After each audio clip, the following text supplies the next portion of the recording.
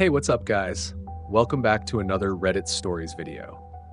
Tonight, we're diving into some of the creepiest, most unsettling tales from r/NoSleep. Stories that will have you questioning reality, checking over your shoulder, and maybe even leaving the lights on.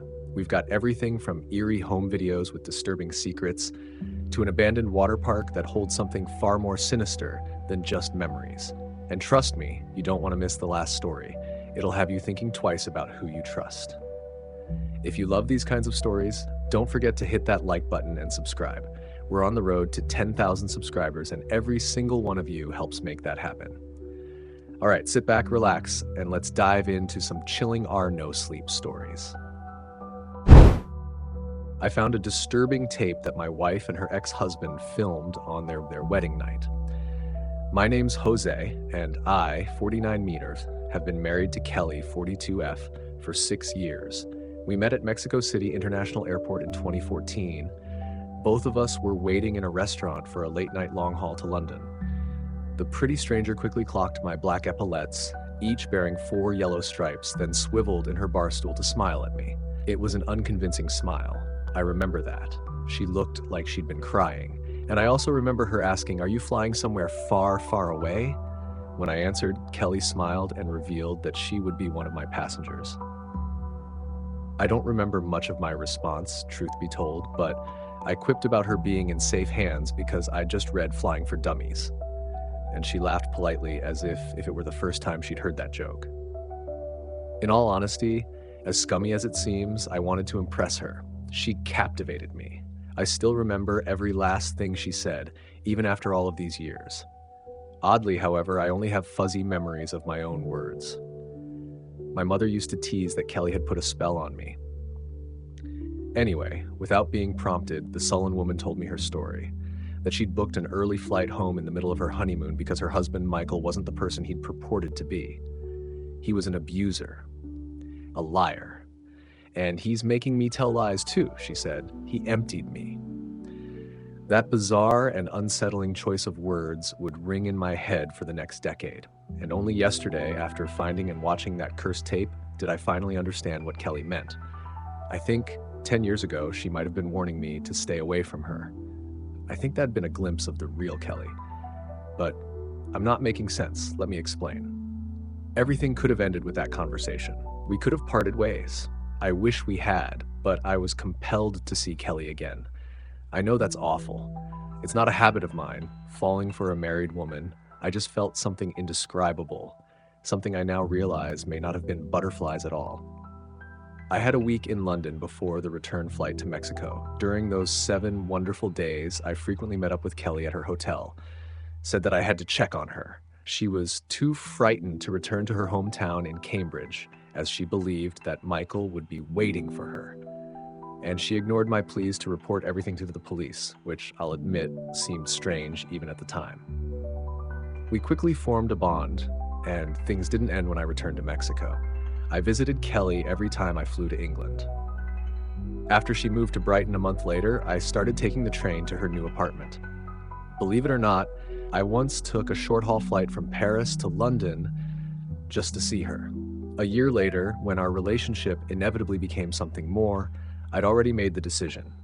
I wanted to move to England to be with her. I'd been training to become an airport technician, and I secured a job at Heathrow in late 2015. By early 2017, Kelly and I had bought a house together. In 2018, we got married. I'm obviously fast-forwarding through the ins and outs of our relationship, but Reddit isn't built for essays, is it? I'm here to tell you what I found yesterday morning whilst tidying a storage cupboard. Kelly's clusterfuck of clutter, as I like to call it, came tumbling out of the open door and washed over my feet. A stark reminder that weekends shouldn't be wasted on chores. If I'd been relaxing on the sofa, I might not have discovered what I discovered. Maybe Kelly would have disposed of her own clutter and we would have lived a happy 50 years together. But I was the one wading through the puddle of forgotten belongings. And what caught my eye during the tumble was a camcorder, surfing atop the junk heap, which spilled out of its bag, landed at my feet. I picked it up and chuckled. I knew Kelly and I were old, but not that old. I had no idea she owned such a relic. and curiosity got the better of me, obviously. Who wouldn't want to check the contents of a spouse's dusty tape locked away for who knows how many decades? When I plugged in the device to charge it, an error message displayed on the ancient screen. I thought I'd been thwarted by tape or hardware degradation, but I fixed everything, unfortunately, by cleaning out filth from the tape slot. Then I rewound the recording and pressed the play icon. The white pixelated text read 10/09/2014. For Americans, that's September 10th, 2014. And I quickly realized that was a week before I first met my wife. Everything slotted together horribly when Kelly stepped out of a hotel bathroom in wedding lingerie. I realized what kind of tape I'd found. Don't think less of me for watching. It wasn't like that. Even degenerates, I assume, don't want to watch the person they love share such intimacy with someone else, let alone an abusive ex-husband. And Michael was abusive. Kelly wasn't lying about that, but she'd only ever told me fragments of the story. So even though I expected a raunchy sex tape, I wasn't watching for that reason. My eyeballs weren't springing from their cartoon sockets. Well, okay, I was watching the video keenly, but fear rendered me wide-eyed. Not lust. I just knew that something was wrong with the hotel room. The only natural thing in the footage was Kelly. And as I watched my wife sprawl across the bed sheets, waiting for her filming husband to join her, I eyed the room's cream-colored walls. I didn't give a rat's rear about the interior design, but something hidden in the paint made me sick. You wouldn't understand unless you'd seen the video for yourself. Then something in my head started to ache sharply, much like a migraine brewing behind my sockets. But it wasn't that. It was a painful urge which prompted each of my squeaking eyes to twist. I looked, without even wanting to look, at the edge of the screen. Searched for something that was only just beyond both the border of the video and Kelly's vision. I wanted to scream at the younger version of my wife as she lay still. As she watched Michael with caving dimples and a provocative grin, I wanted to scream at her to run, though I didn't know why I wanted to do so. That was the most terrifying thing of all. I didn't fear the obvious horror of watching my wife and her ex make love. I feared something else in the room. Something I didn't understand. "Get rid of that camera," Kelly whispered, before wagging her index in a come hither motion. Michael's heavy breathing was not the breathing of a lustful man. It was the labored breathing of something hungry. Hungry in a way that neither food nor sex could satiate. "We need to preserve this moment," Michael said. Kelly rolled her eyes. "Is that right?" In response, the man stopped breathing, and my wife's face changed. Her sultry smile morphed into not a frown, but downturned lips. Lips hanging open in the same horrified expression that I must have been wearing whilst watching the tape. Michael hacked as if bringing up a hairball, then promised, "I'll put it down." He placed the device on the dressing table and walked over to the bed, but Kelly did not thank him. She whimpered and recoiled. Not due to Michael leaving the camera recording. I don't even think she'd noticed its red, blinking light. No, my wife was still frightened because she sensed a presence. Not her husband. Not the room's seedy atmosphere. Not even the claustrophobic nature of the walls. She sensed the same thing that I sensed, though neither of us knew exactly what we sensed. "I'm not in the mood anymore," Kelly whimpered as Michael climbed onto the bed. He hushed her, stroking the backs of his twitching fingers against her trembling cheek. "Don't be like that, darling. It's time to consummate." Then Michael gasped like a punctured tire and shot his head towards the empty corner of the room. He nodded slowly, but neither I nor the recorded version of Kelly saw what he saw. "If I must," he told the empty air. Then came something I still don't know how to explain. The plaster rippled as something behind the wall pressed against it. Tried to get out. Like a hand forming a shadow puppet, something about the shape was illusory. It could have been a man. Could have been a monster. Its outline rapidly changed from a tall thing with arms and legs to a misshapen blob of indiscernible segments. After less than a second or two of the wall bulging, its plaster flattened again, and the living shape was gone. Kelly screamed in synchronicity with me, but she hadn't even noticed the anomaly. She was staring unblinkingly into her husband's eyes. "What's wrong with your face, Michael?" she cried. What terrified me was that even when the camera caught his face, I didn't see any supernatural change in Kelly's former husband. Didn't see anything other than a very human man, one with an unkind smile and dead eyes perhaps, but still a man. However, Kelly saw something I didn't. Still, all of that pales in comparison to what happened next. Michael thrust his hand into Kelly's open mouth, prompting her eyes to open just as widely. Her husband's whole forearm plunged into her jaws, muffling her series of screams. Then my wife wriggled and squirmed as Michael propelled his upper arm down her throat, pushed deeper and deeper until his shoulder met her lips. Another impossibility followed, one that I still don't know how to put into words. Michael pulled his arm out of Kelly's mouth, and when his fingers resurfaced, they were holding something. Not my wife's innards, not the innards I had expected. At least. There wasn't a speck of blood on the man's hand, but a wet, translucent film. It looked a little like either saliva or lubricant. But again, that wasn't what horrified me. Michael's fingers were clutching the hair of a human head, a head sitting at the top of Kelly's throat like some wretched birthing canal. My wife's lips opened unimaginably wide, as did mine. I gawped in incomprehensible horror. She gawped simply to make room for that adult head to emerge, then gawped wider to free a set of shoulders and a torso. I uttered an entirely silent scream, believing that if I were to produce even the tiniest sound, something from within that footage would hear me in the future. But a slight whimper escaped once I'd identified the head. It was Kelly. A cloned version of Kelly was climbing out of her lips, some fleshy Russian doll. That younger version of my wife was birthing an exact replica of herself, and the clone was screaming too, for it didn't ask to be born. The original Kelly's skin started to crinkle, crease, and shrivel into something smaller. The clone undressed, shed her former skin, reduced the original Kelly to a silky dress that dropped onto the duvet.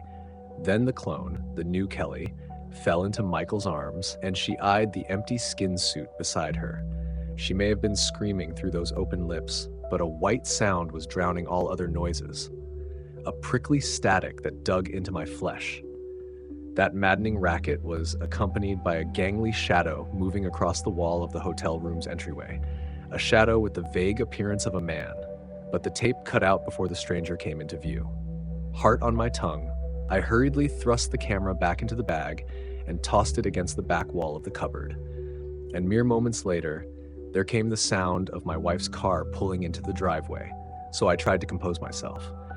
Tried to forget the hellishness I had just seen on her old wedding tape. I looked out of the window at the driveway, but she wasn't in her car. And when I turned back to the kitchen doorway, I screamed. There Kelly stood, hounding me with blank eyes and tight lips, with a face horribly white, yet no whiter than usual. I realized I was simply seeing her true self. It had only taken me 10 years to open my eyes. "How did you come indoors so quietly?"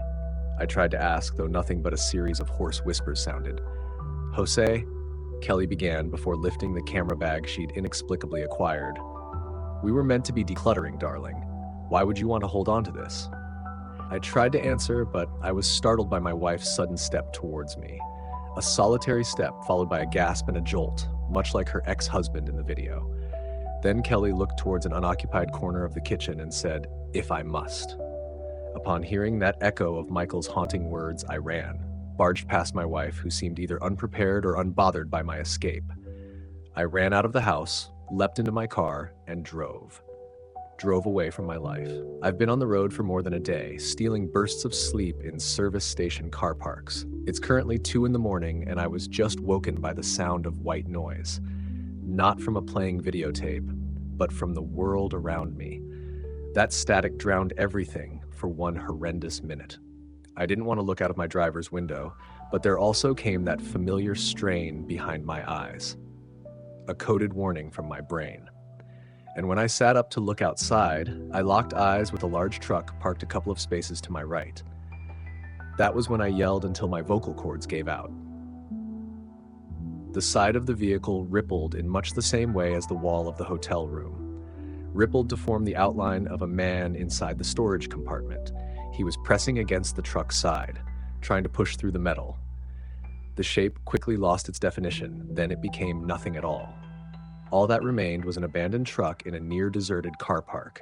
I don't know what to do. Please help me before that thing finds me, before it pulls something out of me. I am the sole remaining employee of an abandoned water park. The summer I got a job here, I was 17, and it was a good year. Ellen Ditzworth used to work the hot dog stand, and we'd sneak cigarettes under the beams of the Dragon Slayer ride, cringing and giggling as the cars went overhead, dripping water all over us. Wet hands and damp cigarettes, but it was near her station, and I think she found it funny to get splashed. It was out of the way, too. It was always quiet and cool down there, even in the summer heat. If any of the ride-goers smelled our cigarette smoke as they hurtled overhead, they didn't say anything. One time, when we fumbled around and flirted, I kissed her fingers and they smelled like an ashtray. I still think about it to this day. I was 22 when they offered me the winter job. Ellen was long gone by then. No more bright red short shorts and poorly shaven legs that she'd invite me to stroke under the pretense of showing just how bad she was with a razor. There were other girls, but by the time the final summer rolled around, I'd long felt uncomfortable hanging out with new hires. Sometimes I'd stand there listening to them talk, and I'd feel lonelier than I had when I was by myself. I was thinking about my future around this time when the manager told me he had an opportunity for me to make good cash. They needed someone to stick around and keep the place ticking while everyone went back to the real world. Usual guy had walked, and they needed someone bad. Last day before the park shut for winter was always Halloween, and that was only because it had a fireworks show. After that, it turned into a ghost town, and I'd be on my own. I'd get a trailer to sleep in, and I could use my own car to get to the closest shop. The park would pay some of my gas. Not all of it, but enough to help out. Only real problem was I'd be alone. Not that the place was a desert island. There were 2 towns within easy driving distance, and I could have friends around so long as we didn't mess with the rides. But other than that, I'd be the only staff member on hand for the entire 4 months. Security guard and janitor rolled into one. I agreed, but I told him when the park reopened in March, I'd be done. I figured it was time to move on, get a degree like some of my friends had, or maybe my dad could help me out with a job somewhere. World was wide open to me, and I figured I'd sit on my ass all winter, make a shit ton on overtime, and then go on to some new adventure where I'd meet another Ellen Ditzworth or 2. Yesterday I turned 38, and I'm still in the park. Government signs my checks now. Couldn't tell you when that happened exactly. Probably after the media got wind of Denise Surrey, who broke in with her friends and never left. A lot of kids have gone missing here over the years, but she was the one who went mainstream. Her parents were doctors, and she had blue eyes, so she got just enough attention to get the news cameras out. When the fuss died and the media moved on to its next story, some government guys came and installed 8-feet steel palisade fences. Gave me the keys to the only gate and scarpered real quick.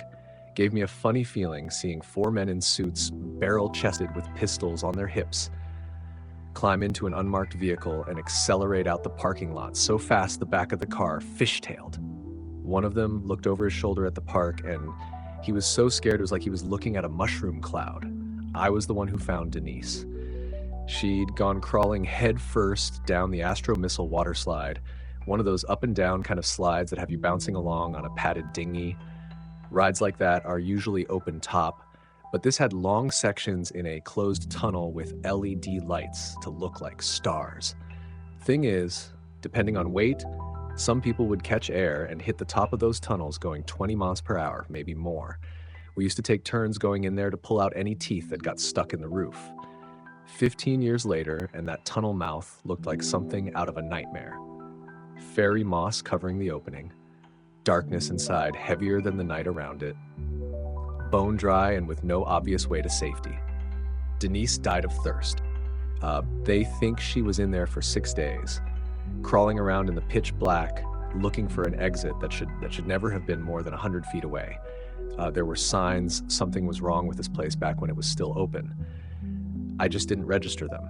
There were the injuries and accidents that are common in every water park, but we had a couple hundred serious ones every year. usually one a day. Tried to mitigate it with safety measures, but half the time they didn't work. Radios would bug out when you'd try sending a warning. Repair guys would get lost, calling up angry saying the road just kept going right forever, and they'd had enough of this shit. Out of order signs would go missing. Sometimes kids would insist some staff member had waved them through on a closed attraction. They'd be so adamant I started to believe them. I think the manager did too. He made it policy to have name tags on us at all times, and if the kids said whoever gave them the go-ahead didn't have one on, he'd tell us all to forget it. Like it wasn't even worth trying to figure out who needed a disciplinary. I had it happen once where I radioed to the guy at the top of one slide and told him to stop any kids coming down. The last one had come out bleeding and looking unresponsive, and I wanted to check on him. I remember pulling him out of the water and looking at this boy all slack and pale as a sheet of paper with blue lips, so fucking cold it hurt just to hold him. And I wondered if I was holding someone dead when out of nowhere another kid slammed into me so hard I went under. Scared me shitless, 'cause for a second or two it was like I couldn't see the surface of the pool, almost like there wasn't one, just blue, forever and ever. Before I could start to panic, my feet found the floor and I surfaced only to see the kid I'd been holding seconds ago, standing there looking worried. He was the picture of good health. Asked if I was okay, said sorry for hitting me when he came out the slide, but really it was my own dumbass fault for standing there in the first place. Guy at the top swore on his life he'd never got any radio message from me. I put it all down to the head injury, which was bad enough the owner made someone drive me to the emergency room. Looking back, I'm pretty sure it was the park having its fun with me. Could have been worse. You could say it likes to play tricks, but those tricks are mean as hell, and over the years they've only got worse. Despite all I've told you so far, the first winter alone wasn't as bad as you might think. Creepy as hell walking around all those rides that were usually so busy and full of life. Tarpaulins pulled across all those pools, big and small, moving with gentle susurrations in the icy winds. It wasn't great in the day, overcast and dreary, the air seemingly blue. But at night, it was even worse. I made those rounds quickly, stopping sometimes to summon what little bravery I had to shine a light in the pitch-black toilets, or to check one of the changing stalls dotted around the place. Things went missing a lot, moved around. Once, one of the rides came to life at 3 a.m. and I woke to the sound of tinny music echoing throughout the park. But winter came and went without any real incident. First day the park reopened, I went to see the manager and slipped in some water, broke my left arm and did a number on my back. Owner was so scared of being sued, he threw money at me, told me he'd cover the medical bills and sit me up in my trailer and pay me to do nothing. Nothing. What was I going to do? I'd arranged to start another job on a construction site in a few weeks, and there was no hope of me doing that kind of work with my injuries. I needed money and had no other way of making it. I agreed to stick around until I felt better, but unfortunately I never felt better. Winter soon rolled around again, and the same deal as last time was back on the table. He needed someone on site, and I needed money. I took it, thinking another few months in the park wasn't so bad. I was wrong. Second time round was a lot worse. Part of it was me, 23 years old and with a bad back, drinking most nights and struggling with the prescription painkillers. Spent most days haunted by the strange feeling that my life's honeymoon phase was over. Hardly any friends accepted my invite to come spend a couple weeks, and those that did weren't around long. Couldn't tell you if that was just us growing apart, as friends often do, or the park's strange influence. Dave came round with his girlfriend for a couple nights. She grouched the whole time, hated sleeping in the trailer while I stayed in a tent outside, but she hated the park too. Said she felt watched all the time. Trip was cut short when we found her screaming one morning. She was pointing at one of the slides, saying something had come out of it and was in the pool swimming around, but when we looked, we didn't see nothing. She did have a hell of a bite on her ankle though. Funny shape to it. Dave looked at it and got real freaked out. They left in a hurry. Another car's tires screeching as it hauled ass out of here at top speeds. Never did figure out what happened, but if she didn't like the park, well, I guess it didn't like her either. Not that I was much safer. Found myself getting cut up like crazy doing basic odd jobs. Things broke all the time, even if they'd been fine for years and years. And then, one night, I came into my trailer to find a drowned possum on the little kitchen table. Poor thing was soaked in chlorine water that dripped onto the floor in a puddle. No marks going to or from it, like it just appeared there out of thin air. It stank like hell, though. It had clearly been dead for days and days. I gingerly dropped it into a garbage bag using a pair of tongs and threw the lot in a dumpster, but I still couldn't spend more than a few seconds in the trailer without gagging, so I slept in the tent instead. Pitched it as close as I could without picking up that smell, but I had a bad feeling the whole time I set it up, like I was being watched. By the time I was climbing inside, it was midnight, and I was desperate to get to sleep and see the cold night turn to day. Barely an hour later, and I had to climb back out of the tent because the trailer door was banging in the wind. Okay, I told myself as I shuffled over in my tighty-whities, arms wrapped around my chest for warmth. That's my own stupid fault for leaving it open. I closed it in a hurry and went back to the tent, but stopped dead in my tracks when I saw the zipper was pulled shut. I hadn't left it like that. I didn't know what to do. My brain went in two directions at the same time. One said I was mistaken. I had closed the tent and just forgotten it. The other said something or someone had crawled inside and was waiting for me. It set the whole thing up as a trap, and the best thing to do was to get in my car and drive until the sun rose. But I was already half cut and knew I shouldn't be driving. The skeptical half of my brain made an appealing case. The world isn't a nightmare, it said. It can look like one sometimes, but it isn't real. If you hear a bump in the night, you go looking and find it was all nothing, and you take a deep breath, laugh at yourself for getting scared, and move on. Still, it took everything I had just to take a step towards the tent, and I shone my light at it, hoping to see some sign of something in there. By the time my hand was on the zipper, I was shaking like a leaf and rethinking my ethical code of not driving drunk. But when emotions get that high, it's like you run on autopilot. Must be a survival thing. I opened the flap without really telling myself to, and then I was looking inside my tent and there was nothing there. I crawled inside quick as I could, pulled the zipper back the other way, and tried to go to sleep. I settled down for maybe another 30 minutes when something's hand pressed against the tent wall, and that was when I started screaming. The way it came at me. Palm open, fingers spread, tent fabric stretching to near breaking point. Makes my skin crawl just to remember it. Long fingers that tapered to a point, almost razor sharp, and a palm not much larger than a golf ball, even if the fingers spanned a dinner plate. In the nightmare reality of the moment, I saw it the way I might see a spider. Equal parts disgust and terror. I had to get away, and I backed up so fast I wound up rolling the whole tent like a hamster ball. Lost the zipper in the panic. Didn't find it again until the last scream finally left my lips, and I was forced to catch my breath in the silence of an empty night, accepting that whatever was out there was either laughing its ass off at me or waiting patiently. Either way, I was at its mercy. Only thing I could do was collect myself and leave the damn tent. When I finally climbed free, there was no one waiting for me. Only a couple wet footprints going to the nearest pool. I considered pulling the tarpaulin back and looking, but I was already scared shitless and had no courage remaining.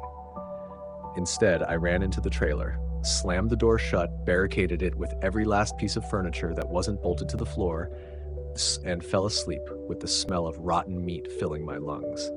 Come morning, I was thankful for the sunlight and the feeling that last night's events were just a dream.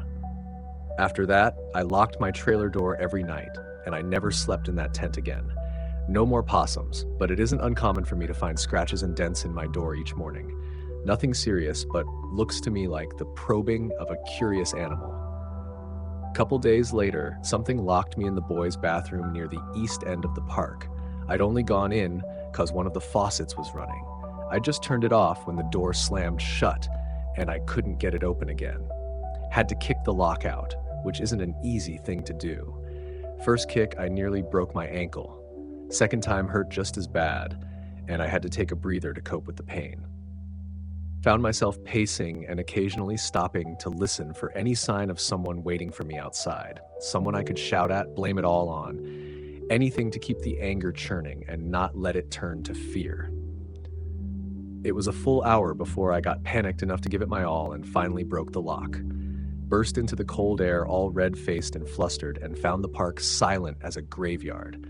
Just those tarpaulins waving gently in the breeze. I learned some important lessons that winter. If you feel watched, feel like you're walking into a situation someone planned, it's because you are. When the park reopened, I was out of there without a moment's hesitation. Finally got that job on a construction site, and it lasted all of 3 weeks before I hurt my back again. Spent the rest of the summer laid up on my dad's sofa, drinking and watching daytime TV.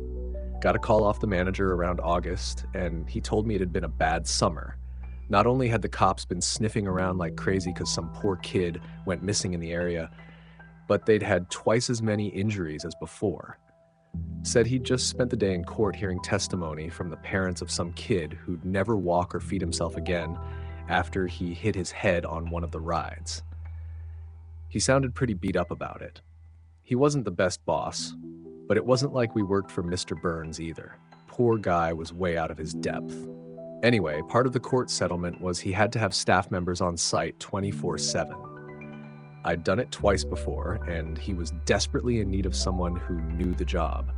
I nearly said no, but he told me it was me or some 17-year-old lifeguard who'd shown interest in the job, and I didn't like the thought of that. God help me. I accepted, and when I went back that third time, I took a gun. And this time I trusted my instincts.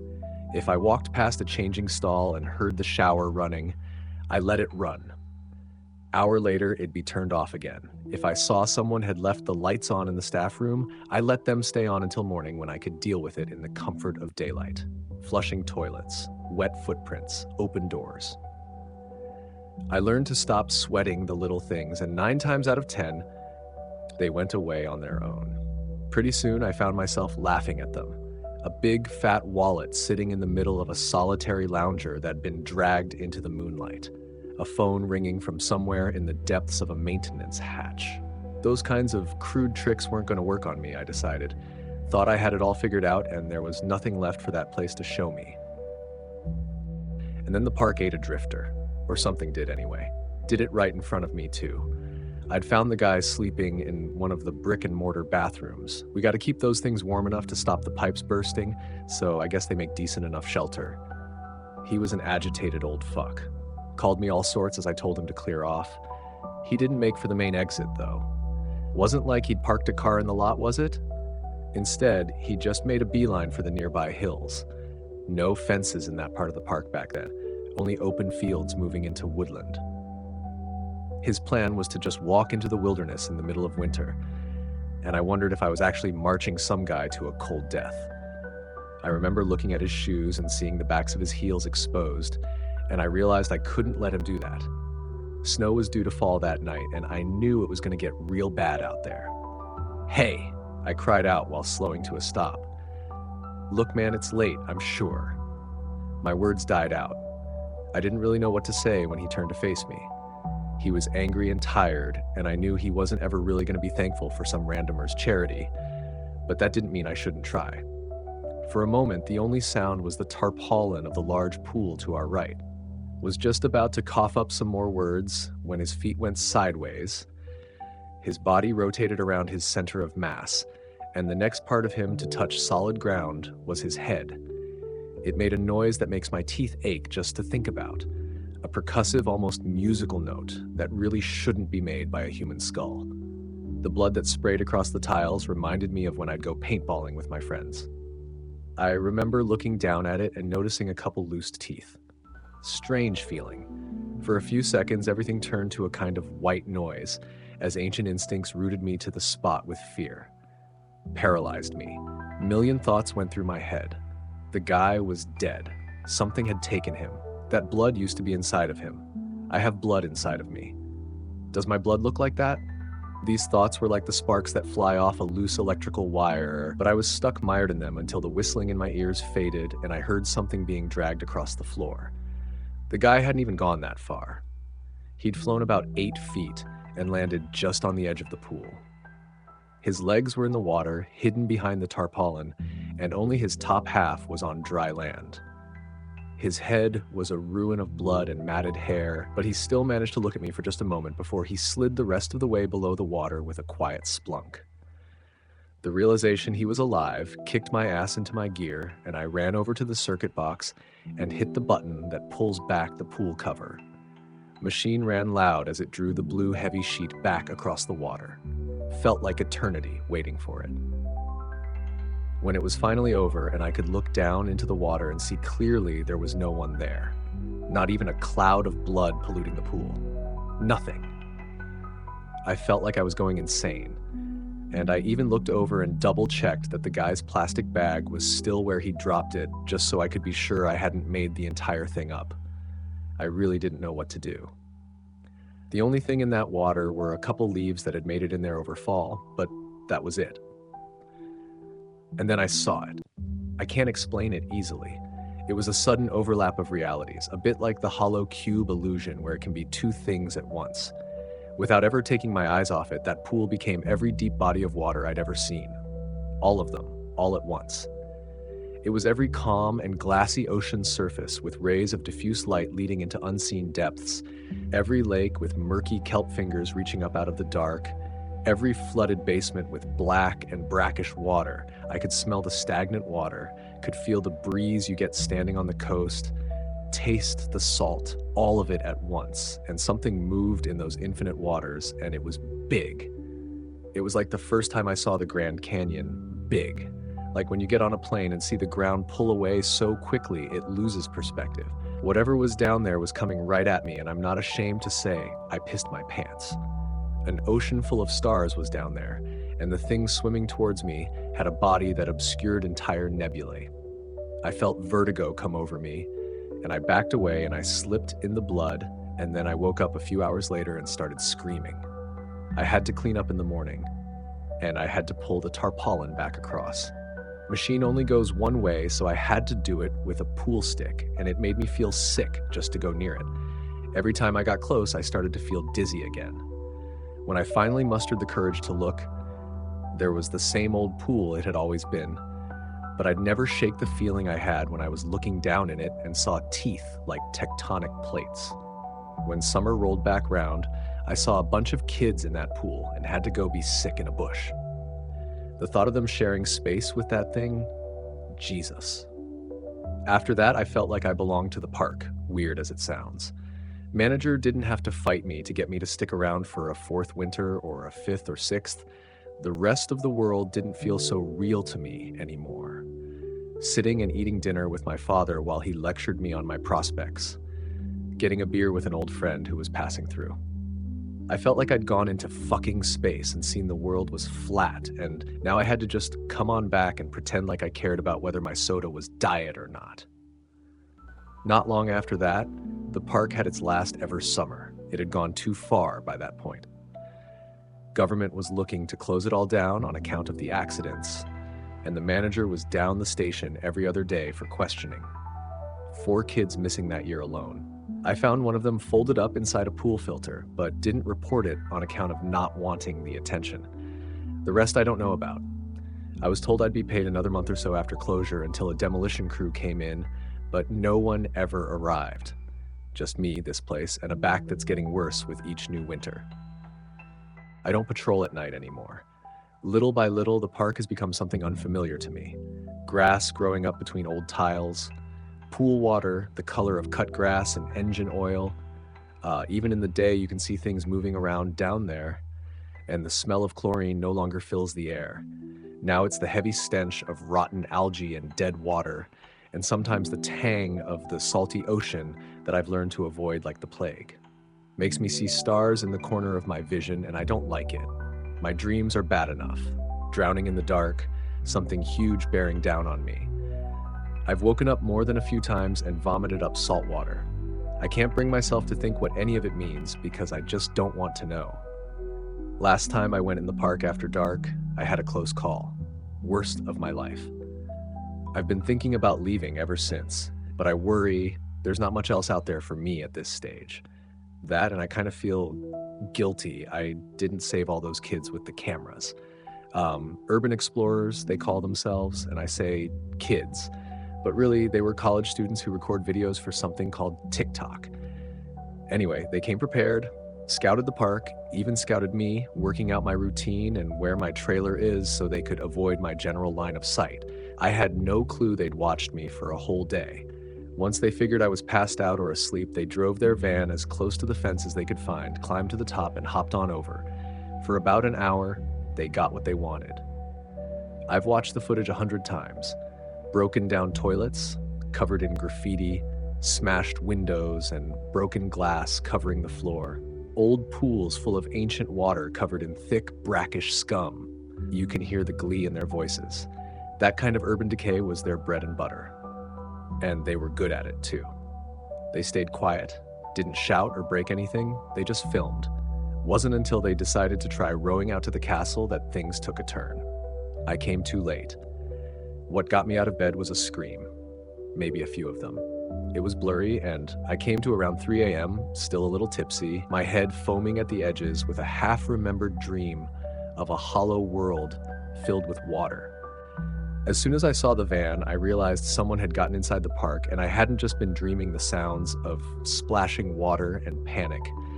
But by the time I went in there myself, the place was silent. I really didn't want to search it at night. I hadn't gone in there after dark for a few years, and things had only gotten worse. Set something off inside me. A kind of spiritual Geiger counter is how I think of it. An intense primordial warning system that made the shadows around me look almost infinitely deep. More than that, I guess it felt alien. Sounds stupid, but it really did feel like I wasn't on the same planet anymore. I don't know.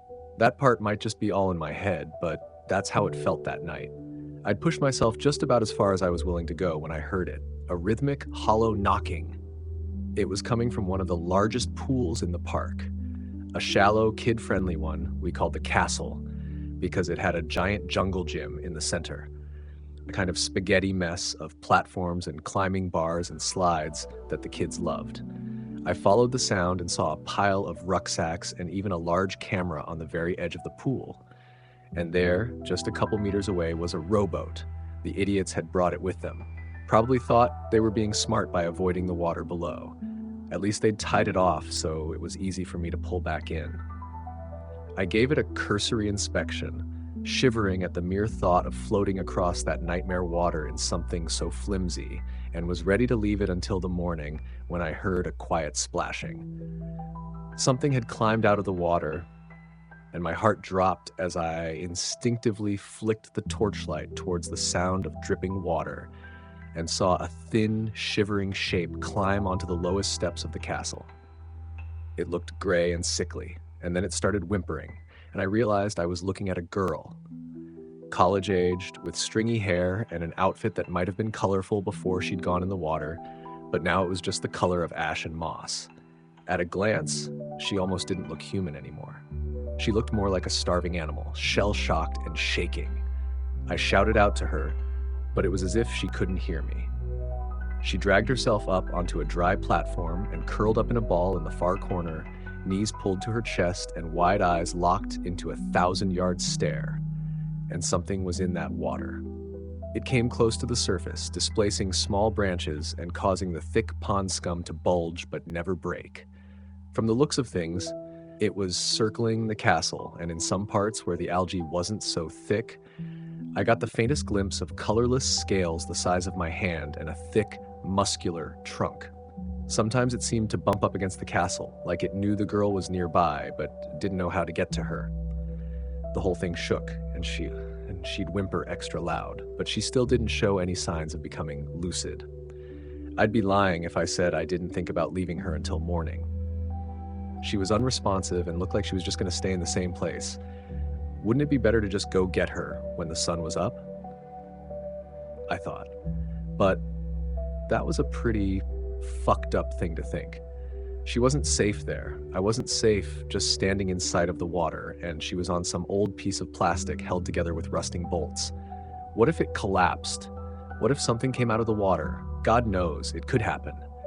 Something had touched my tent all those years ago.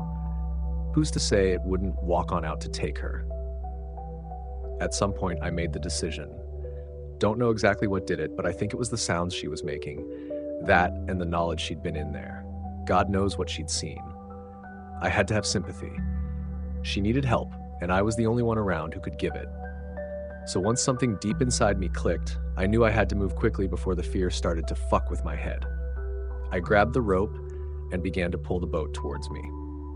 I wasn't sure what would happen.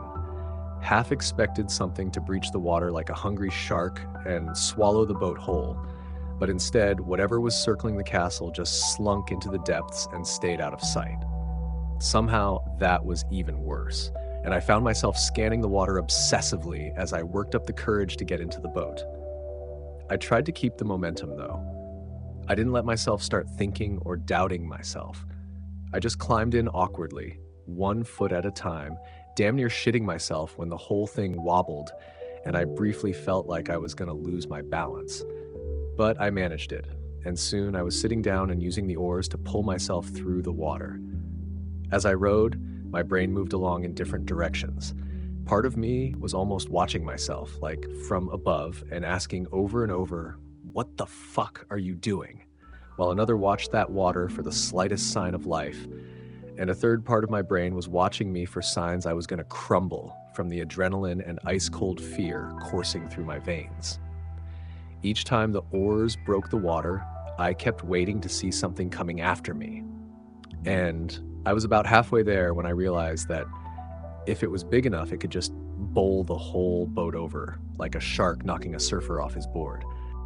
It was too far to turn back when I saw the water rise in the distance. Again, it didn't break the surface, but it came close and sent a couple of waves rolling across the entire pool, where they lapped against the distant edge. They made the whole boat rock side to side like it was just a bit of driftwood. When the bulge in the water appeared again, it was on the other side of the boat, and I made the terrible decision to stop rowing and look over the edge. There was no bottom to the pool, but whatever was down there wasn't swallowing continents anytime soon, at least. Hard to pin size down, but based on the steely blue fins that slid by close beneath me, that didn't really matter. It could eat me easy enough, and that was all that mattered. Hell, I wasn't even sure if it was a fish or a squid or something else entirely, but I was pretty sure it still had a mouth somewhere in that murk. It gave the boat a gentle knock. Nothing serious. Not enough to roll it, but enough to let me know it was interested in me. I decided I couldn't just stay there floating in one place forever. I had to move. I grabbed the oars and threw all caution to the wind.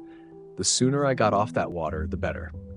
Sure, I'd have to figure out how to get back, but that was a problem for later.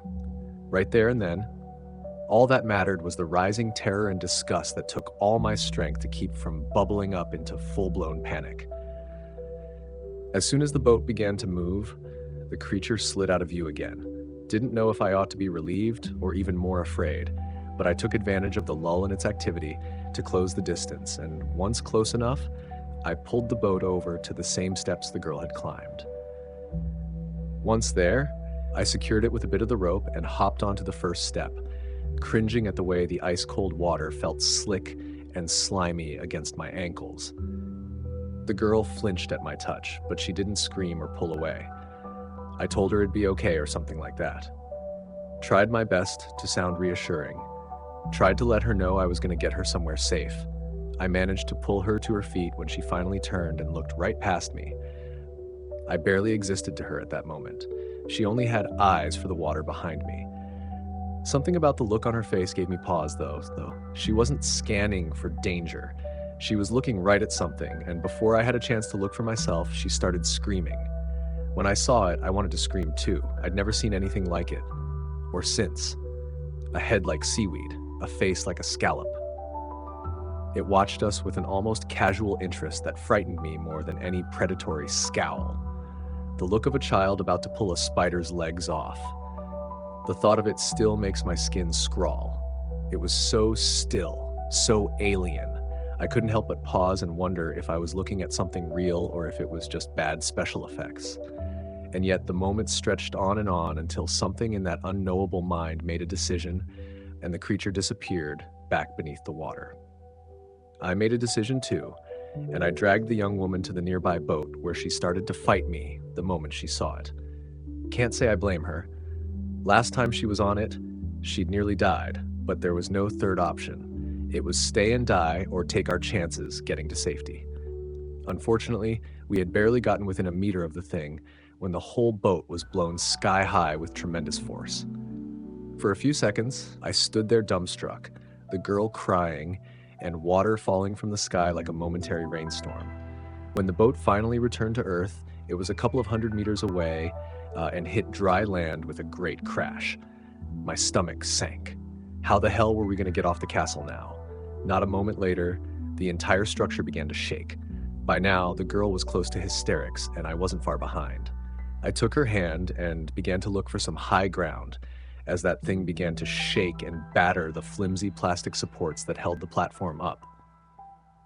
We were forced to climb up towards the plastic roof of the tallest tower, which wasn't exactly all that high up, but it was the best we could do. The bars leading to it weren't easy to navigate, and at one point I slipped and fell backward, striking my chin fully and looking up to see the girl going ahead without me. For a moment I nearly gave up, but then there was the sound of something snapping, and the entire castle began to slide on one side. I looked down and saw black water rising up to meet me. The thought of sinking into that filth ignited something inside me, and I scrambled up the last few rungs and perched on top of the smooth plastic cover of the castle's highest turret. It was barely large enough for us both to sit on, but it was all we had. Looking back, I can't help but laugh. I make it sound like a great tower, but it was barely 12 feet off the ground. As soon as I was up there looking down, water quickly bubbling towards us, I realized just how badly we were fucked. We delayed our inevitable death by mere seconds at most.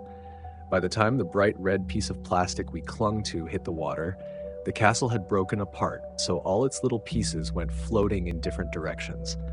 Ours was the last to go in, and it went down beneath our collective weight until the water reached our waists, and then it came back up, buoyant and hollow. It was no boat, but it came damn close. "Paddle!" I cried at the girl, and she did. And we pulled ourselves through the water to the nearest edge. Pretty soon, the makeshift raft bumped up against the tiled wall, and we were dragging ourselves up onto dry land, where she rolled onto her back. I continued to crawl for another few meters until I felt like I was far enough away from the water. Only once I felt safe, I let myself collapse and lay crying and laughing for what felt like hours. But the girl only cried. At first, a whimper, then a sob, and then a howl.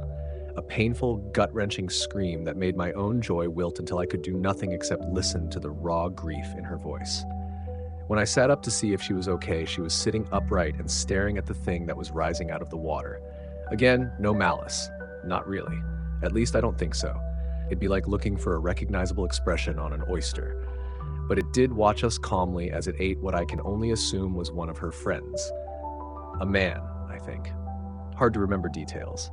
He didn't cry, but he did look at us for help that we couldn't give. I'm not sure I could even tell you how it ate him, but it looked painful and slow. Reminiscent of a starfish, I think. At some point, the girl passed out, and not long after, so did I. I doubt she ever made a full recovery. The only thing she managed to say, even hours later, after the paramedics had sedated her and I'd finished giving my less than truthful statement to police, were the words, "the stars," over and over. I think a lot about how changed I was when I first looked down into that water and saw the abyss below. But that poor girl was actually in it.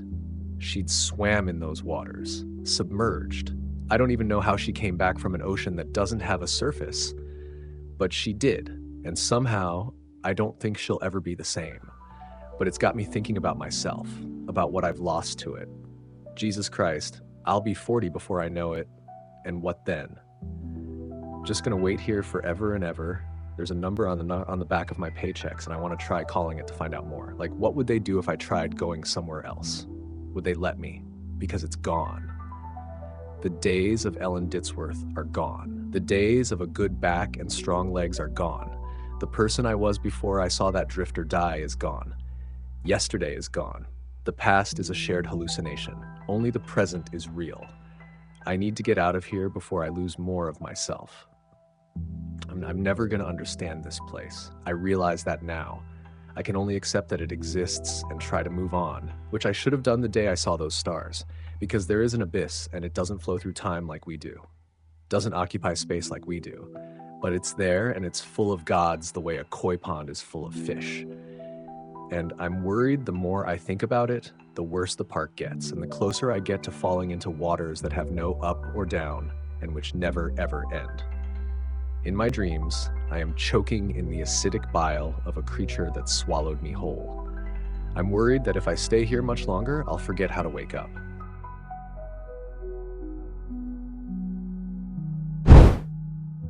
I'm performing an autopsy on a pregnant woman and things keep getting stranger.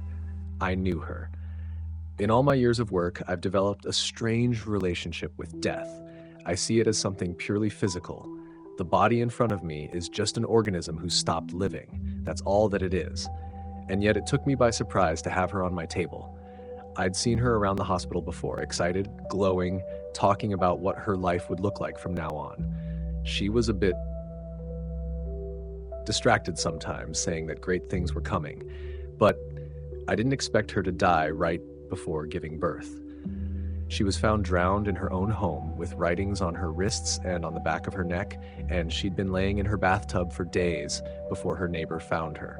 She had no husband, no relatives. They expected me to rule it as a suicide. I didn't believe that, since it made no sense. Why would she kill herself right before giving birth? Right before becoming a mother, a thing she'd been so excited about? I'd been called in the middle of the night to work on her. They said her body was already in a pretty fragile state, and I needed to be precise and fast before they could wrap this tragedy up.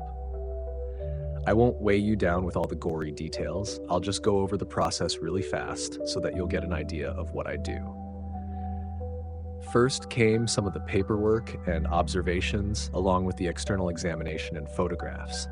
I didn't notice anything besides the obvious signs of drowning and damage done by the 3 days spent in the bathtub. Although, if I'm being honest, but that might have been just me, I thought that the skin surrounding the writing, wrists, neck, was lighter than the rest and harder. Next came the internal examination. I'd been plagued by a wave of sadness, not wanting to move on with the procedure, but I tensed up and kept on working. Again, the usual signs of drowning. I froze with the instruments in hand.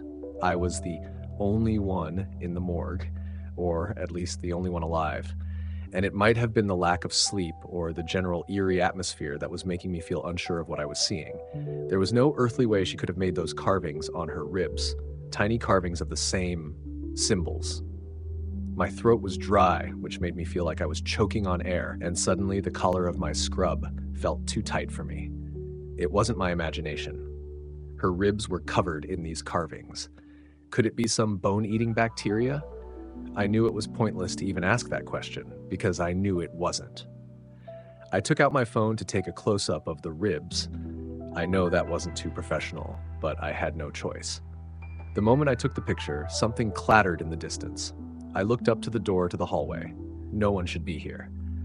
I took a sharp breath and carefully put my gloves back on, feeling the blood slowly drain from my face as I worked my way down to her amniotic sac. I was expecting to see something that would make my skin crawl, and I knew that no matter how hard I braced myself, it would still hit me hard. When I opened it, it was empty. There were no signs of a fetus. It was as if it had just disappeared, leaving her placenta and the umbilical cord behind, intact. There was no baby there. I stepped back from her and took off my gloves. I rubbed my eyes. That had to be impossible. Her tummy had been perfectly round, and I'm pretty sure there would have been signs if she'd given birth before or after dying. It was inhumane, unnatural. Everything indicating a pregnancy existed, all except for the baby. I carefully closed her up, trying not to think about the missing baby and the symbols, then filled the report. I wrote suicide on it. I wasn't 100% sure of that. I didn't need to be. They'd been clear with the instructions. Just get it done, fast. I creaked the door open and peered into the hallway. The clattering had come from the supply room, and I hadn't heard the door open or close, so what had done it was still there. I approached it slowly, holding my breath as if I were afraid to make a sound. I placed my hand on the doorknob and twisted. Click. It was locked. On the inside. I knocked. "Hey!" I whispered, "Is anyone there?" What followed was an unusual sound, something like someone sucking the air through their teeth. I looked back to the hallway, ending with the morgue. The door was swinging open. I couldn't remember if I'd closed it or not, and I didn't want to. I decided my job was finished there. I closed up and got into my car, then drove home in silence. I live alone, so me coming home at 3 a.m. would not disturb anyone. After doing my night routine and going to bed, I found myself twisting and turning, strange dreams pressing onto me, like the ones you have when you have a fever. I thought I heard a cry at one point until I realized it had been my own. I opened my eyes after what seemed like minutes to discover it was a little over 6 a.m.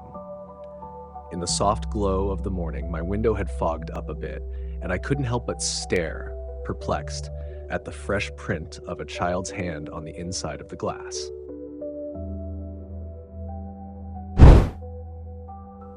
A stranger approached my car at night with a warning: check the back seat. I like to think that I take my personal safety very seriously.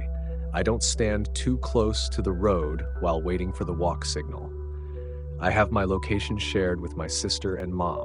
I keep my wits about me when I'm out in public, and I try not to dawdle after getting into my car. If I had only been more diligent about that last rule, I might not be in the situation I'm in now. Early this morning, just after midnight, I was sitting in my parked car outside of my favorite grocery store. I was exhausted from picking up a friend's evening shift, and so I stopped to grab dinner on my way home from work. The store is in an isolated part of town, but I had never felt unsafe in the area. Then again, I'd never been so late at night. The second I exited the store with my purchase, the old cashier closed up shop for the night and turned off all the lights in the building. For some reason, I did something I never do. I started eating in my car. As a precaution, I try not to linger in isolated parking lots, especially as a young woman who often has to run errands after dark. Maybe it was the hunger, or maybe the fact that, due to a recent breakup, my house hasn't felt all that welcoming in the past few weeks. In any case, I was in no rush to return home. I pulled up an episode of The Terror on my phone and settled in to eat. I enjoyed a few minutes of blissful peace and quiet before a shout pierced through the night. I looked up from my phone and was surprised to find a woman standing in front of my car, waving her arms at me. My car was parked right in front of the store, facing towards the building, and there was only a thin sidewalk separating my vehicle from the store's exterior. I hadn't seen her coming at all. It was like she had emerged from the brick wall before me. She rounded my car, coming to a stop beside the driver's side window. She then started pointing at the ground, the universal signal for roll your window down. Fat chance, I thought. Though she looked sane and kempt, I had no clue what her intentions were. In fact, I felt pretty vindicated in always locking my car doors immediately after entering. The woman, perhaps seeing I was making no move to exit my vehicle, then told me something no one wants to hear. "Hey," she shouted, "there's someone in your backseat." My mouth went dry. Time seemed to slow as 1,000 horror movie scenes raced through my head. I could almost feel the piano wire digging into my neck, the barrel pressing into my temple. I undid my seatbelt and prepared to launch myself out of the car. Now that the intruder knew I was aware of their presence, would I even have enough time to run? With one hand on the door handle, I stole a glance into the rearview mirror and saw no one. My car is a compact hatchback, meaning there is very little room for a person to hide in my cabin. Even in my exhausted state, I would have noticed someone upon looking into the mirror. My terror fading to confusion, I turned around in my seat, surveying the cabin with my own eyes, and confirmed that there was no one in my back seat. Click. When I turned back around, the woman had taken another step closer to my car. Her body was barely a foot from my door, and her fingers were wrapped around the handle. There were a few more deep clicks as she tried, unsuccessfully, to open the locked door. I raised my gaze, and she gave me an odd smile, as though she and I were sharing a private joke. For the first time, using the faint glow of the street lamp, I took a closer look at the woman's face. Her skin was stretched tightly across her skull, making her thin mouth and nostrils appear as though they'd been cut onto her. Her eyes were deep set and ovate, and her teeth seemed both too small and too numerous. I allowed myself a brief moment to gawk at the face before me, and then I threw my car into reverse and hightailed it out of the lot. For a few disheartening seconds, the woman held onto the door, keeping in step with my vehicle as I backed up. Luckily, she soon let go and I drove away, my mind racing with the realization that the woman was trying to bait me out of my car. Even more disturbing was the fact that it had almost worked. I wondered if she had others with her that I simply hadn't seen, and what she had wanted from me. I hoped I had narrowly escaped a robbery as opposed to something much more sinister. I got back to my house 20 minutes later.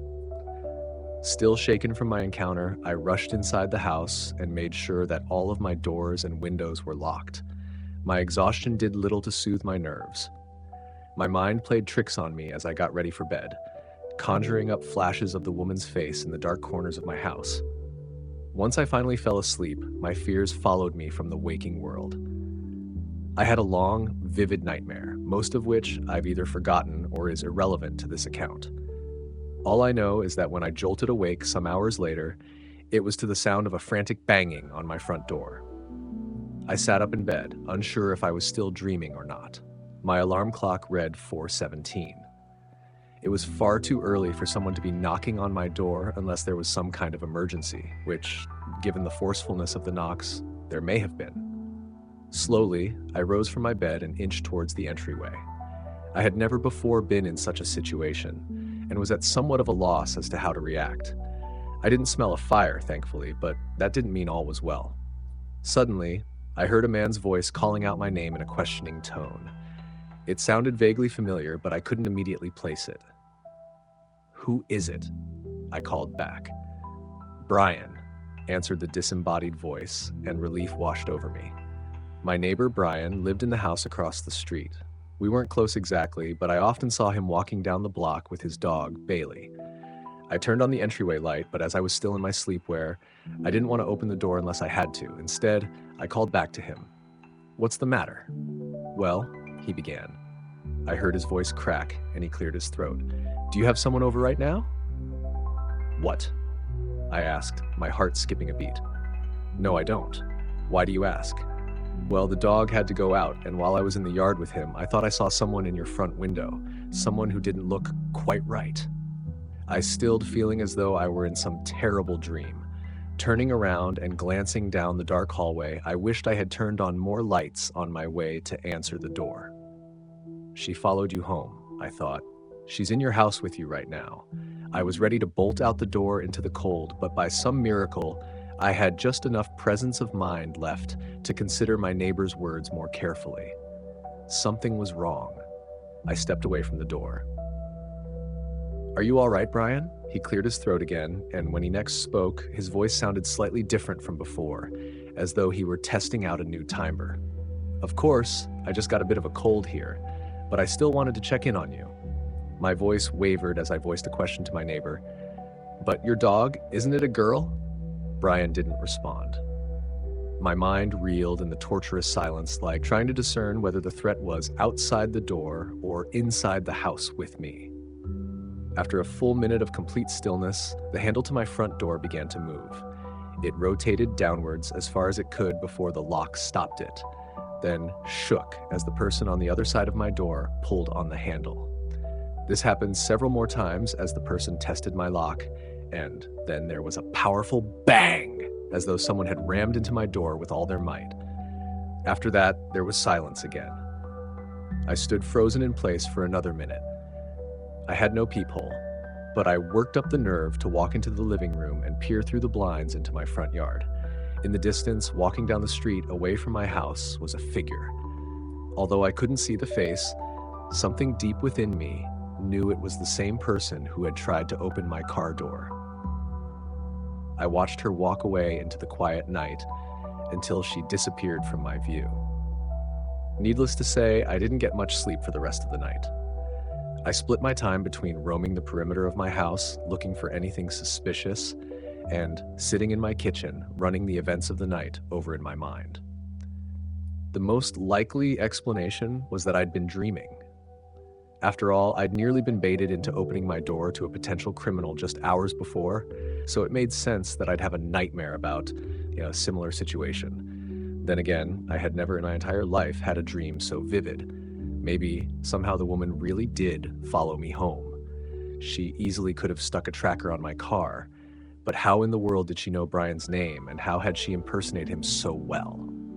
The sun is setting now. I haven't left the house all day. I've been too haunted by the idea of someone, or multiple someones, trying to draw me out into the open. No matter how many times I check the house, I still feel as though I catch glimpses of the woman in my periphery, of her beady eyes and uncanny smile. I suppose I should try to get some sleep now, impossible as that seems at this point.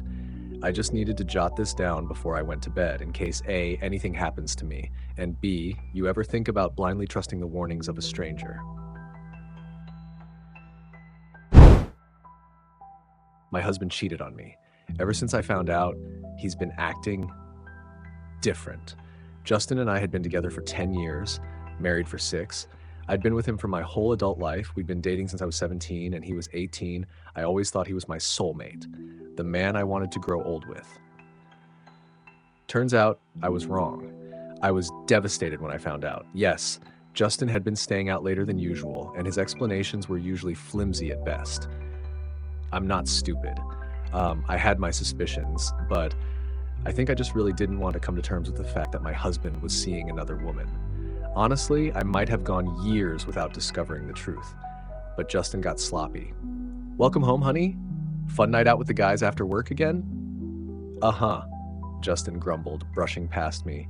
"I made dinner if you're hungry. Beef tips and rice. I know it's one of your favorites." "Ate at the bar. I'm gonna bed," he muttered, steadying himself against the wall before woozily clomping up the stairs. My heart sank. Nights like those were becoming more and more frequent. I loved my husband. All I wanted was to spend a little quality time with him after a long day at work, but he couldn't even spare me a few minutes. I glanced up at him as he lumbered up the steps, a tear trickling down my cheek. In an instant, any sadness that I felt was replaced with burning rage. Because when Justin passed underneath the overhead light, I saw what appeared to be a hickey on the side of his neck. A cocktail of emotions swirled within me. Despair, resentment, betrayal. They all hit me like a ton of bricks. I was stunned. I didn't know what to do. I mean, who would? The man I had been head over heels for all that time had stabbed me in the back. I was in disbelief. I stumbled to the kitchen, pulling out a chair before I could collapse. I stared into space, trying to make sense of what I'd seen. I sat there for a long time, deep in thought. After a while, I felt numb, like my entire personality had been flushed down the drain, leaving nothing but an empty husk. Then a thought flashed across my mind. I'd been mistaken. That had to be it. Just a mere trick of the light. It was a pretty dimly lit hallway, after all. Whatever the case, I had to know. I tiptoed upstairs, abandoning my dinner. I crept up to our room as quiet as a church mouse, before lightly pushing open the bedroom door. Justin was fast asleep. I didn't waste any time. I rushed across the room, careful to avoid any squeaky floorboards, and I inspected Justin's neck. His snores grew louder as I approached. He always was a heavy sleeper. I cursed when I got a closer look. Justin was sleeping on his side, and I was not going to try to roll him over. I glanced around, searching for anything that might provide concrete evidence. My eyes fell to the bedside table. Bingo. I snatched Justin's phone from his charger. I held my breath as I pressed his meaty thumb onto the screen to unlock it. I grinned, feeling a rush of exhilaration as I achieved my goal. "What? Huh?" I froze. Justin groggily opened his eyes a sliver as my hand hovered over him. My blood turned to ice, and I prayed with all my might that my husband would just go back to sleep. To my immense shock, my prayers were answered. Justin mumbled incoherently under his breath before grabbing a fistful of covers and nodding off. I'd escaped by the skin of my teeth. I had to be more careful. The first thing I did was check Justin's texts. I immediately saw a woman's name I didn't recognize. My heart shattered when I read the messages. "Hey baby, last night was incredible. See you again after work today? You're damn right. I wish you never had to leave." What about that wife of yours, though? Won't she get suspicious? Her? Not a chance. Even if she does find out, she won't leave. I could murder a baby in front of her and she'd still think I was a saint. A deep-seated rage bubbled within me. Did Justin really think that little of me? He clearly saw me as nothing more than a spineless, codependent pushover. Well, I'd show him. I screenshotted the evidence, scrolling through dozens of nude photos that I hadn't taken, and sent everything to my number. I deleted any proof of my snooping, then replaced Justin's phone on the charger. I stormed out of the room, grabbing my keys as I went. I made it halfway across the living room when the realization hit me. I had nowhere to go. All my family lived 7 hours away. It was too late to book a decent hotel, and I really didn't want to drag any of my friends into my drama, not yet at least. That left me with one option. I had to sleep on the couch. I plopped down onto the sofa and sighed. I didn't want to have to confront it, but I knew what I had to do. In the morning, I was going to find a lawyer and start the divorce process. The thought alone was enough to break me. No matter how hard I tried, I couldn't hold back my tears any longer. I cried like a baby, silently sobbing into a scratchy pillow for what must have been hours. My eyes were puffy by the time I was done. I couldn't fathom falling asleep in a state like that, but I must have at some point. Because the next thing I remember, sunlight was flooding through the blinds. "Morning, babe. How'd you?" The rest of the sentence caught in my throat. That was right. Justin and I were about to be over. I grabbed my phone from the coffee table, tears stinging at the corners of my vision. I opened up the texts I'd sent myself as proof that the past 12 hours hadn't been some twisted nightmare. But the messages were gone. My eyes grew wide as I stared at the screen. That couldn't be right. They'd been there, clear as day the night before. Something wasn't adding up. I suddenly paused, bolting upright. Was that breakfast? The tantalizing aroma of eggs and bacon wafted around the corner from the kitchen. My brows furrowed. Justin never cooked. My breathing was shallow as I tentatively shuffled toward the kitchen. Curiosity gnawed at me like a piranha. I apprehensively peeked around the corner, unsure of what I would find. To my shock, there was my husband, humming a little tune while flipping pancakes. I rubbed my eyes. Was I seeing things? Surely I was delusional from lack of sleep. That had to have been it. Then Justin turned, his icy blue eyes locking onto mine. "Morning, princess. I hope you're hungry. I saw you sleeping on the couch, and I thought you might not be feeling well, so I decided to make you a hot meal to help you get better." My heart skipped a beat. Was this really my husband? It looked like him. Sounded like him too. Still, I was weary. Yeah, just feeling a little under the weather is all. Are you feeling okay? You're acting different. Never been better. Honestly, I think I've really turned a new leaf, he said, placing a steaming plate before me. The old Justin is kaput. From now on, I swear, I'm going to be the best husband I can be. Our gazes connected, and I searched his expression for answers. He seemed genuine. If this was an act, it was a damn good one. Thanks, babe. That really makes me happy to hear. Justin beamed at me, the warmth of his smile seeping into my heart. It had been years since he looked at me like that. Well, get used to it, because I'm keeping my word. I love you, Lydia. I wanted to be suspicious. I wanted to remain silent. I wanted to keep my guard up. But how could I? All I needed was love and attention, and I was finally getting it. For the first time in a long time, it felt like my husband actually cared.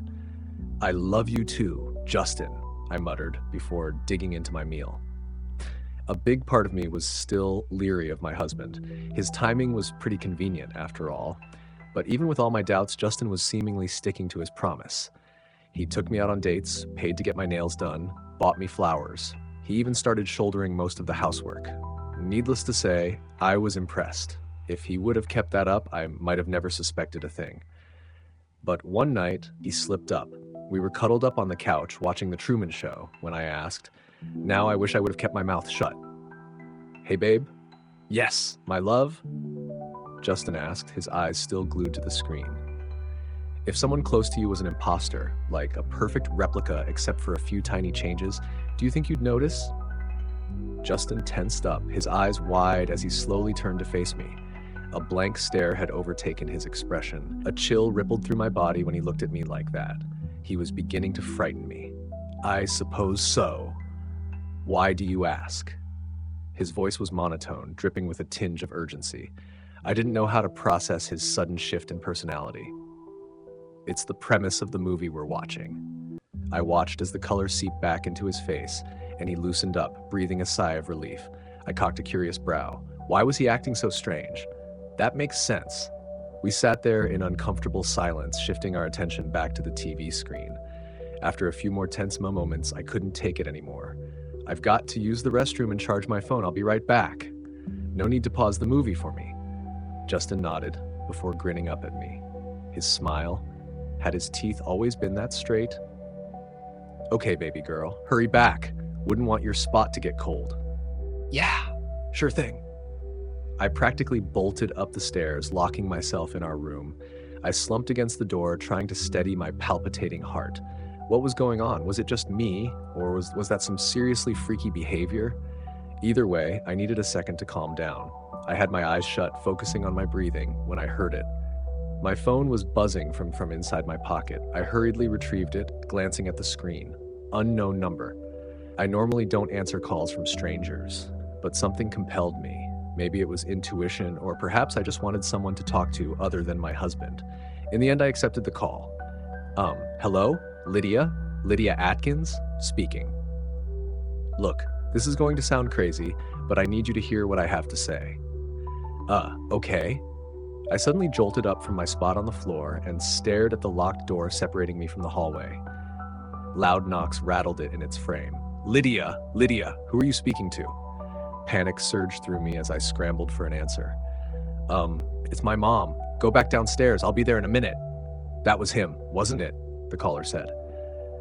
That was my husband, yes. Why do you ask? I whispered, putting as much distance between myself and the door as possible. Lydia, I need you to hear me out. Can you promise me that you will? The pounding on the opposite side of the room grew even louder. Lydia, don't listen to her. She's a fucking liar. My stomach began to twist itself into knots. How did he know? I'm listening. I'll hear what you have to say. The woman on the other end of the line breathed an audible sigh of relief. Okay, my name is Adeline, and Justin and I have been seeing each other for about 9 months. That man in your house is not your husband. My blood turned to ice, and I began to tremble. No, that couldn't be true. In a shaky voice, I asked the question that will haunt me until I die. How do I know you're telling the truth? There was a long pause, the bangs outside my door reaching a nauseating crescendo. When Adeline answered, I knew without a shadow of a doubt that I was in serious danger. Lydia, for the past week, Justin has been living with me.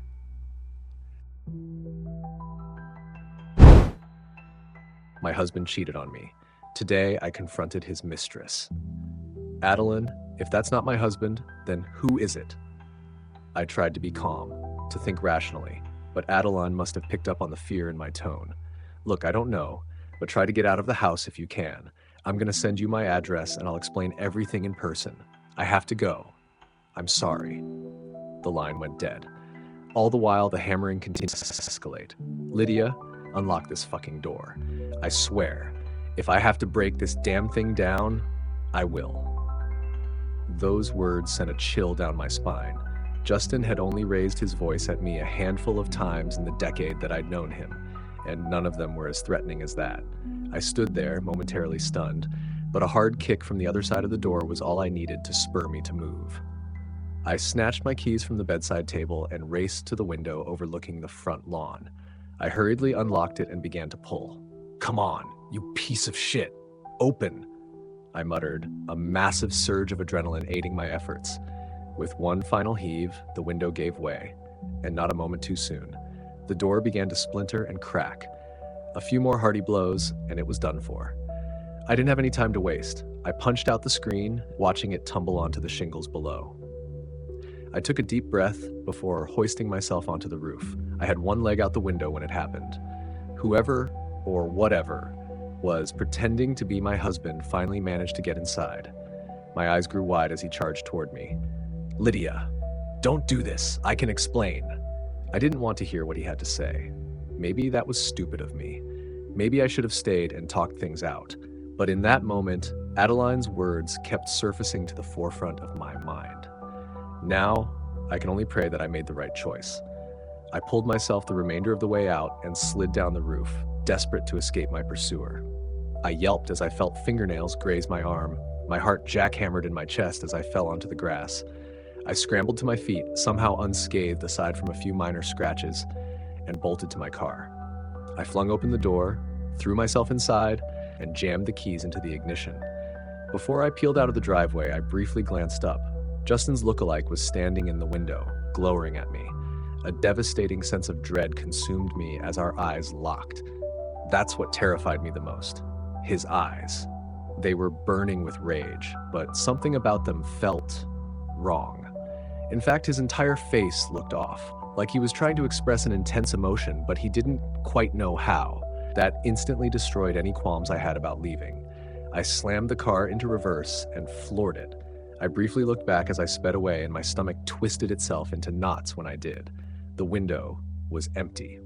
I was a wreck the whole way to Adeline's.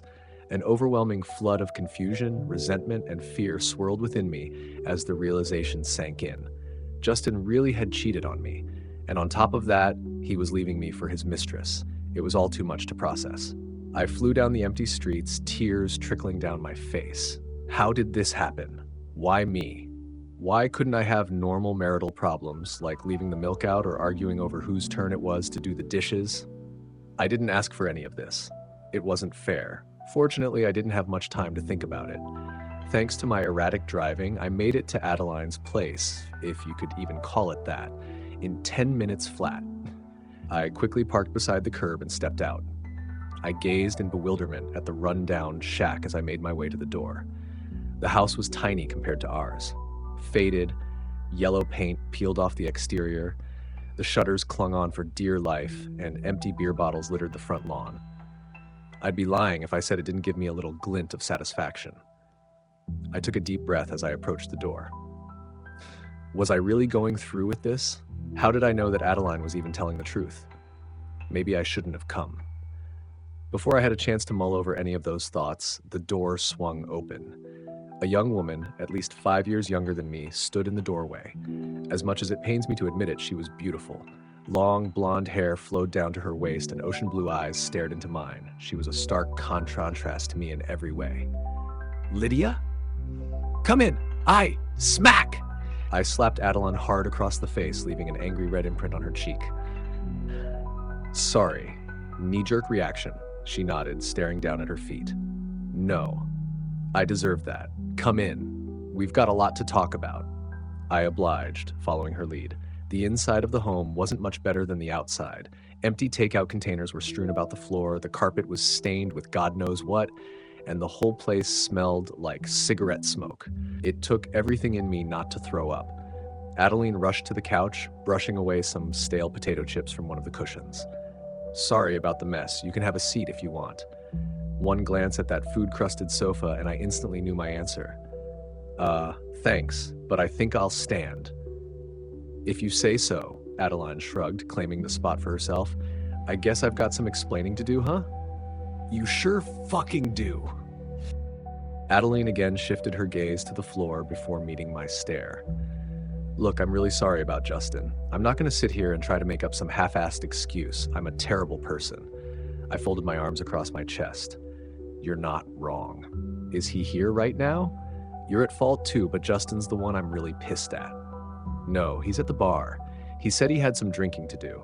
Lydia, I really am sorry. I know I can't make it up to you, but... Shh. I held up my hand to stop her. As much as I'd love to berate you and listen to you suck up to me the whole night, that's not why I came. I've got bigger problems to worry about. How did you know about whatever took Justin's place? Adeline bit her lip, twirling a few strands of hair between her fingers. So, tonight I went with Justin to get some of his things from y'all's house. He said you usually took a bath around that time, so he was just going to get in and get out before you noticed. But that thing, whatever it is, it met him at the door before he could go inside. I saw them arguing, then Justin walked back to the truck, pale as a ghost. He dropped me back off here without a single word. After I saw that, I knew I had to warn you. I made Justin give me your number, and I called you right when I got home. I nodded, soaking in her revelation. That makes sense. I was wondering how you got my info, but I still have so many questions. What is this thing, and how did it manage to replace my husband? I mean, it's even got the same truck as he does. How is that possible? Adeline pursed her lips. I don't know. I wish I had more answers for you. But Lydia, you have to listen to me. Whatever we're dealing with, I don't think it has good intentions. Watch this. It'll prove that I'm telling the truth, she said. Pulling up a video on her phone, I leaned in to get a better look. The video was of Justin. He was standing on our front porch, talking to himself. I could tell right away that the one facing the camera was the fake. It was too perfect. All its features were too smooth. I couldn't believe I hadn't noticed it before. The longer I watched, the more uneasy I felt. As the conversation progressed, I could tell that the real Justin was getting heated. There was no audio, but I could see him getting visibly more angry, even with his back turned, until it happened. The imposter's face began to twist and contort in unnatural ways. It was as if someone was molding clay with an invisible hand, and that's where the video ended. The sight of it disturbed me on a primal level. My stomach churned and my head began to spin. I seriously thought I was going to be sick. That's why I had to tell you. I couldn't just sit by and let that monster hurt eat. A loud pounding against the front door cut Adeline off. Lydia, are you in there? I just want to talk. Adeline and I shared a terrified glance. This couldn't be happening. How had he tracked me down? Follow me. I'll take you out the back. You parked on the street, right? Adeline whispered, leaping from the couch. Yeah, but how do I get around him? Won't he catch me if I make a break for it? Adeline met my gaze, a fiery determination gleaming in her eyes. I'll distract him. It's the least I can do. Good luck, she said, ushering me outside. The door clicked shut before I had a chance to thank her. I closed my eyes, took a deep breath, and without giving myself time to freak out, I raced to my car. I squeezed my keys with a vice grip as I ran, the world around me devolving into a blur of colors. I didn't even spare a glance at the front porch as I flew past. I was too focused on making it off that property alive. I was mere inches from the safety of my car. I was so close. But then, I heard it. Lydia, why are you running? Come on, don't be like this. I fumbled with the keys and scrambled to hop into my car. Justin 2.0 sprinted toward me at an inhuman speed. Behind him, the door to the house was hanging wide open, and Adeline was nowhere to be found. I hurriedly turned my attention back to the steering wheel. I slammed on the gas, my tires squealing as I sped away. I glanced in the rearview mirror, and my heart nearly stopped. The false Justin was standing beneath a street lamp. I don't know if it was my nerves or maybe the poor lighting, but I could have sworn that when I looked back, he was smiling. And for a moment, I was sure that I saw blood dribbling down his chin. My husband cheated on me. I think this is the end of the road. I hyperventilated, tears flooding down my cheeks as I sped away. Once I was satisfied with the amount of distance I'd put between myself and Justin's doppelganger, I rolled into a gas station and parked at one of the pumps. I felt so lost, so confused. What the hell had just happened? Why did this thing want to track me down so badly? And Adeline? What had he done to her? I wasn't sure I wanted the answer to that question. I took a deep breath, trying to steady my palpitating heart. It's going to be okay. Just calm down and come up with a game plan. It'll all be over soon, I muttered, staring reassuringly at myself in the rearview mirror. I didn't truly believe that, but I had to do something.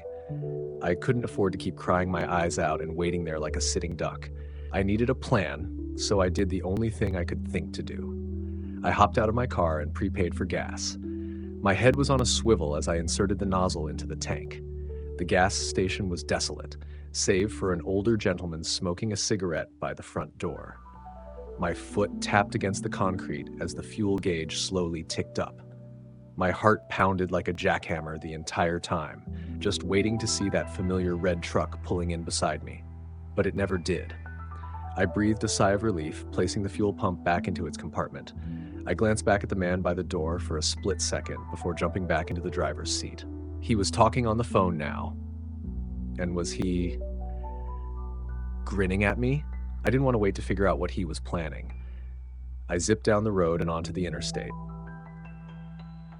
I didn't know where I was going, but I knew that I needed to get far away from my husband's look-alike. Once I was on the open road and all the fear had begun to dissipate, it hit me. Everything.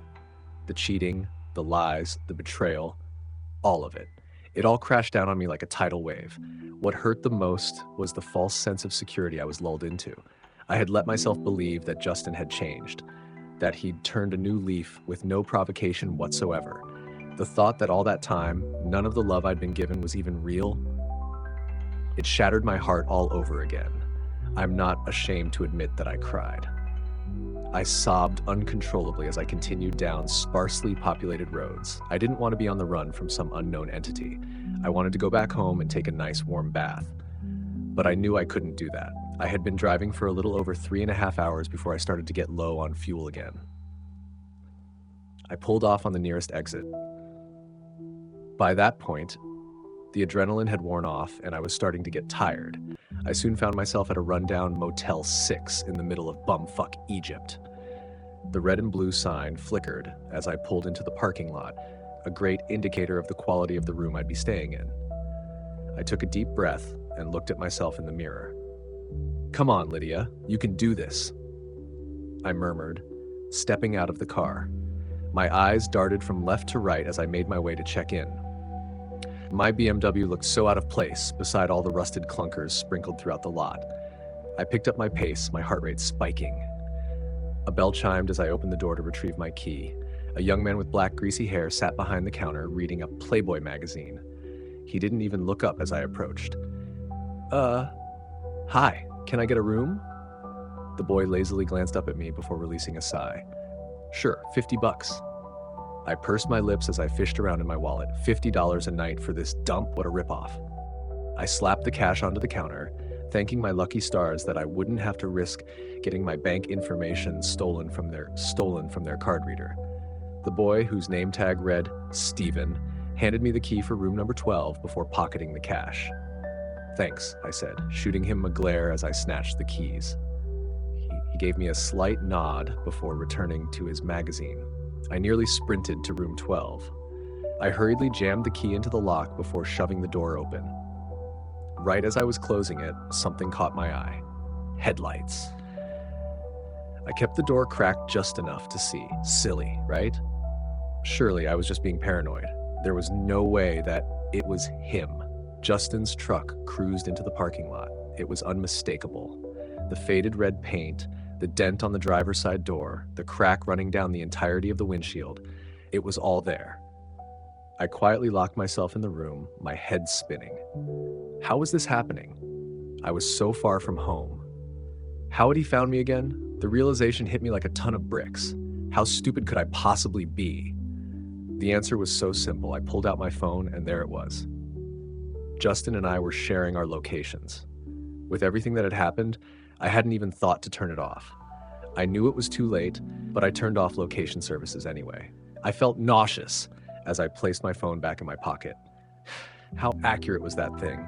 Did the doppelganger know what room I was in? Morbid curiosity got the best of me. I had to know. With a shaky hand, I brushed back the blinds to my window. The second I did, tears began to trickle down my cheeks and my blood turned to ice. He was outside. Justin's impersonator was standing directly outside my window. His eyes were wide and manic. The grin he wore looked off, like it was too big for his face. I couldn't move. I was paralyzed with fear. The fake Justin walked up to the glass and paused for just a moment. The silence was so deafening that the only audible noise was the blood pumping in my ears. And then he moved. His tongue lolled out of his mouth, and he slapped it against the glass with a wet thump. He dragged it upward, those inhuman eyes never breaking contact with mine. "I found you. It's time to stop running and let me in."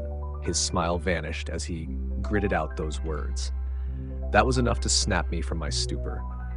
I let the blinds fall over the window and stumbled backward, nearly crashing into a table.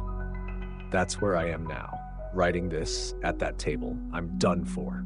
It's only a matter of time before he breaks in. I phoned the front desk, but no one answered.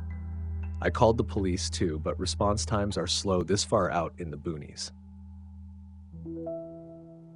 This will most likely be my final update.